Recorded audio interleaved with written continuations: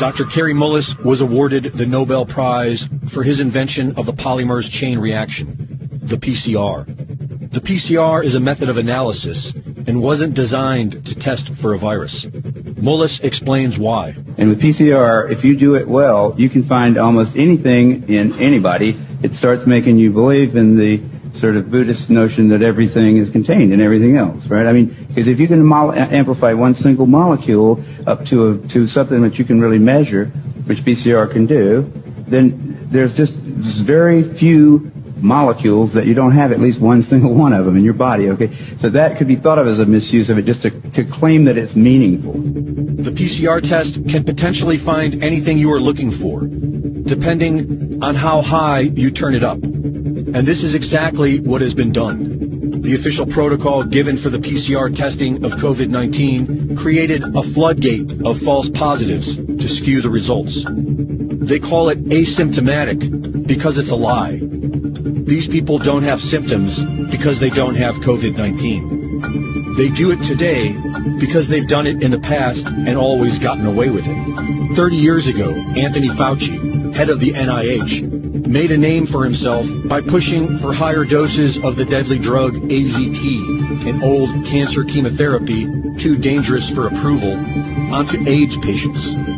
Kary Mullis was hired to measure HIV in people's blood samples with his PCR. He was working under the premise that HIV was the probable cause of AIDS. But when he went looking for the proof, he found there was none. They just made it up. What is that paper? Who do I go to for that? And I looked around, I asked a couple of virologists at that company, and they said, no, you don't have to reference. I said, I have to reference that because I don't know where that came from. How do I know that? And it turned out that nobody knew it. And I was getting really freaked about that. That's when I first started saying, they don't know. Nobody really knows. This whole thing is a big sham. Mullis pointed out how the CDC was losing money and how the HIV-AIDS connection brought their profits back in the black, and how the men at the highest levels were all in on it. Kary Mullis knew these men were dangerous. They don't want people like me walking up and asking them those kind of questions, and they're willing to go to great lengths to prevent that. They're out on a limb. I wouldn't want to be there with them. But he was still outspoken.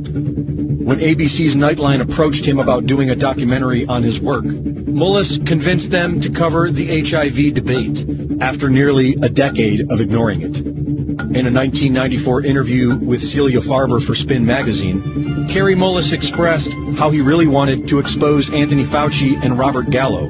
He said that he'd be willing to chase the little bastard from his car to his office, a Nobel Prize winner trying to ask a simple question from those who spent $22 billion and killed 100,000 people.